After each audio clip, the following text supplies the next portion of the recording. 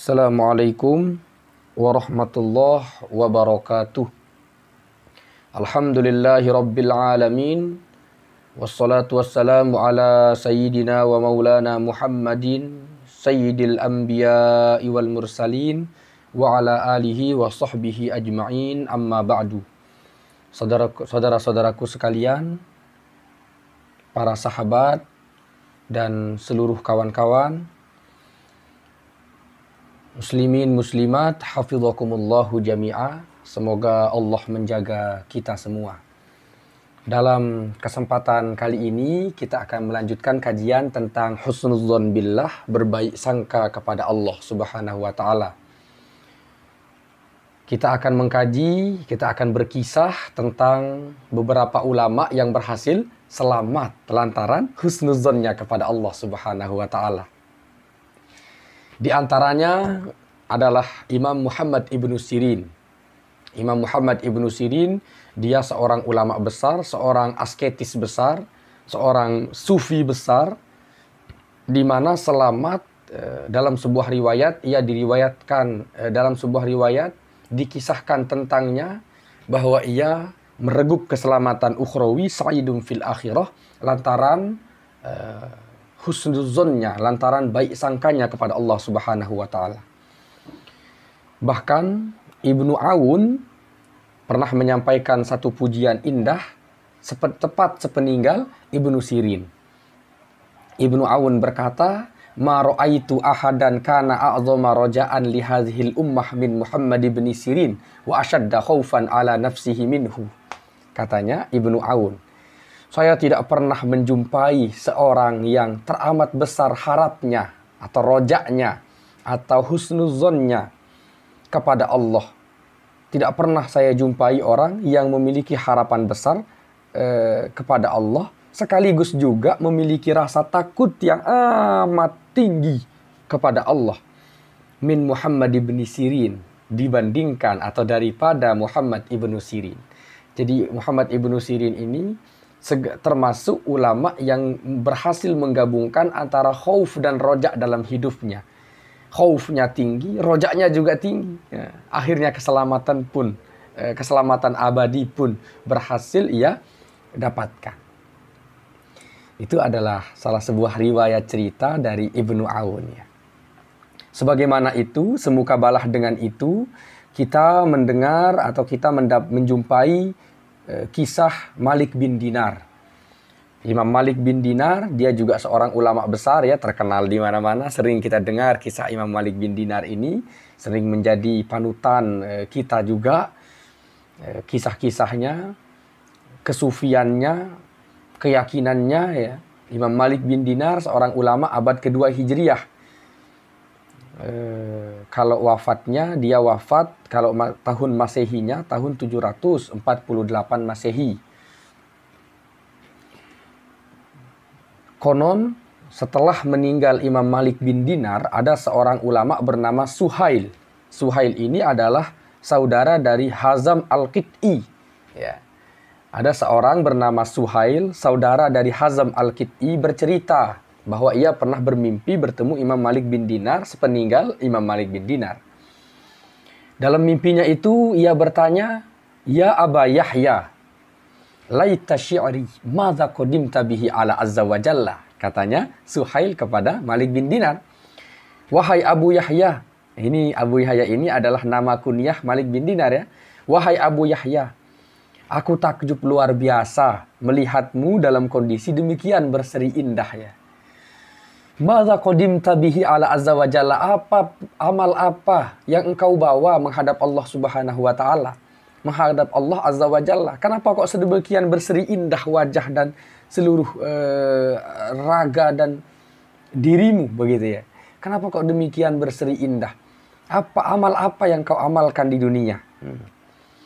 Katanya Suhail kepada Imam Malik bin Dinar. Imam Malik bin Dinar menjawab, "Qadimtu bidzunubin katsirah wa mahaha anni husnudzonni billah." Masya Allah. Saya di dunia ini, dari dunia menuju akhirat, membawa banyak sekali dosa, membawa gelimang dosa yang tidak sedikit. Tapi alhamdulillah itu semua terbayar kontan, terbayar lunas oleh baik sangka saya kepada Allah Subhanahu wa taala.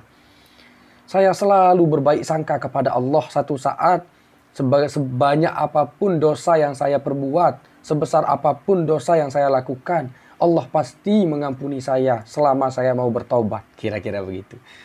Karena baik sangka saya yang selama di dunia inilah yang membuat saya selamat hingga hari ini.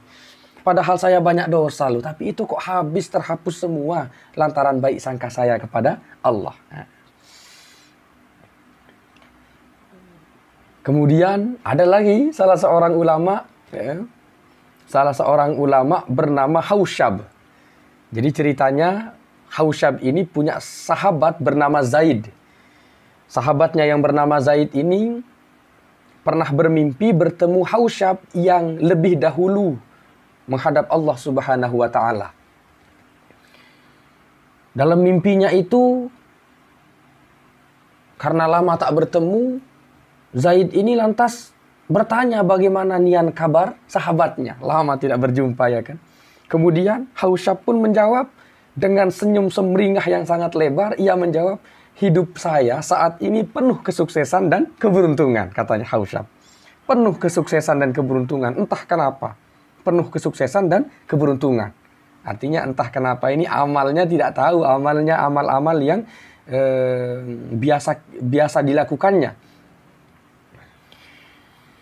Kemudian karena Hausyab bercerita tentang kebahagiaan, kesuksesan, keberuntungannya, si Zaid pun langsung terkesima ya. Si Zaid terkesima luar biasa. Dia bertanya, apa kira-kira yang bisa saya lakukan agar saya juga mendapatkan perlakuan yang sama seperti Anda? Nah, katanya. Hausyab menjawab, alaika bimajalisi dzikri wa husnuz zanni bimaulaka fakafa bihi ma khaira, katanya Hausyab. Wahai saudaraku, ya kan, wahai Zaid, kamu tidak boleh lepas alaika bimajalisi dzikri wa husnuz zanni bimaulaka. Kamu harus selalu ada, kamu tidak boleh lepas dari majelis zikir.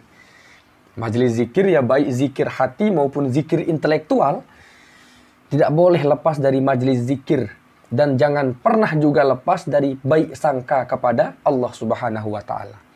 Fakafa bihi ma khaira. Cukup dua hal itu sebagai pembawa keberuntungan dan kesuksesanmu. Nasihatnya Hausyab kepada sahabatnya si Zaid ini. Itu artinya dari 3 kisah ulama yang berhasil selamat ini, kita bisa berkesimpulan bahwa husnuzon kepada Allah adalah senjata terampuh kita, ya kan? Adalah senjata terampuh kita. Walaupun diri bergelimang dosa, walaupun diri penuh dengan noda-noda kesalahan dan kedurhakaan kepada Allah, tapi jangan pernah meninggalkan baik sangka kita kepada Allah bahwa rahmatnya selalu ada untuk kita. Rahmatnya selalu menyelimuti kita. Amat besar rahmat Allah kalau untuk tidak disikapi secara husnuzon. Walaupun husnuzon ini juga tidak untuk disalahgunakan ya. Juga tidak untuk disalahgunakan. Artinya semena-mena karena husnuzon itu senjata terampuh, kemudian semaunya kita berdosa, juga tidak demikian. Kita harus tetap punya khauf yang besar, sembari punya husnuzon atau rojak yang amat tinggi kepada Allah Subhanahu wa ta'ala. Tapi kalau kita pertanyakan kembali, kok bisa ya kira-kira ini husnuzon ini bisa menjadi juru penyelamat kita? Bukankah tidak ada satu orang pun, bahkan baginda Nabi loh, yang selamat lantaran amal baiknya? Bukankah tidak ada seorang di dunia ini yang selamat gara-gara amal baiknya? Tapi kok bisa selamat dengan husnuzon kepada Allah? Nah, ini pertanyaan menarik ya. Pertanyaan menarik.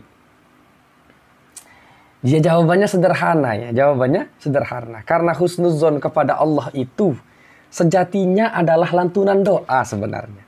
Saat kita berbaik sangka kepada Allah bahwa rahmatnya seluas samudra, sementara dosa kita setitik di tengah samudra itu. Sejatinya kita sedang melantunkan doa. Doa bahwa ampunilah dosa saya yang setitik di hadapan rahmatmu yang seluas samudra ya Rabb, begitu kan. Artinya husnuzon ini adalah lantunan doa. Dan Allah memasukkan kita ke surganya. Allah memberi kita keselamatan di akhirat nanti. Lantaran husnuzon ini bukan gara-gara husnuzon adalah amal baik kita. Bukan. Tapi ya, maaf ya. Tapi gara-gara husnuzon adalah bagian dari doa. Dan Allah mengabulkan. Dan Allah memasukkan kita ke dalam surga. Dalam porsi Allah sang maha pengabul doa. Ya, dalam porsi bahwa Allah sedang mengabulkan doa kita. Jadi memang amal memang tidak bisa membawa seseorang. Tetapi husnuzon atau baik sangka kepada Allah itu menjadi bagian dari doa. Dan doa itu tentu akan dikabulkan oleh Allah Subhanahu wa Ta'ala, begitu kan. Jadi kita selamat dengan husnuzon bukan karena amal, ya kan. Husnuzon bukan dalam posisi sebagai amal ibadah, ya. Walaupun bagian dari ibadah juga berdoa itu kan. Tapi bukan dalam posisi sebagai amal. Tapi dalam posisi sebagai doa. Dan Allah mengabulkan doa itu. Jadi bukan karena amal ya. Sekali lagi bukan karena amal. Oleh karena itu, karena begitu ampuh, begitu besarnya peran husnuzon kepada Allah sebagai juru penyelamat kita, wajar bila baginda Nabi sangat getol, sangat semangat menyuarakan dalam beberapa hadisnya tentang husnuzon kepada Allah ini. Di antaranya adalah sebuah hadis riwayat Jabir yang saya kutip dari kitab Musnad Imam Ahmad juz ke 32 halaman 373 yang tercatat di sini. Baginda Nabi bersabda, la yamutanna ahadukum illa wa huwa yuhsinuz dhanna billah azza wa jalla. Fa inna qauman qad adrakum su'u dhannihim billah faqala lahum wa dhalikum dhannukum alladhi dhanantum bi rabbikum adrakum fa asbahtum minal khasirin. Sabda baginda Nabi, jangan pernah rela maut meregang nyawamu, ya kan. La yamutanna ahadukum, kalian jangan pernah rela maut meregang nyawamu kecuali kau telah berbaik sangka kepada Allah Subhanahu wa Ta'ala. Mengingat ada satu kaum lo dulu yang diluluh lantakkan oleh Allah lantaran prasangka buruk mereka kepada Tuhannya. Ada kaum yang diluluh lantakkan, habis, dihancurkan oleh Allah gara-gara prasangka buruk mereka kepada Allah. Ya kan? Cerita baginda Nabi ini. Kemudian baginda Nabi membaca sebuah ayat, wadzalikum adrakum wadzalikum dzanantumul ladzi dzanantum bi rabbikum adrakum ardakum fa asbahtum minal khasirin. Sering keliru saya membaca ayat ini. Lalu baginda Nabi membaca surah Fussilat ya. Ayat 23, wadzalikum dzannukumul ladzi dzanantum bi rabbikum ardakum fa asbahtum minal khasirin. Wadzalikum dzannukumul ladzi dzanantum. Itulah akibat dari dugaanmu kepada Tuhanmu.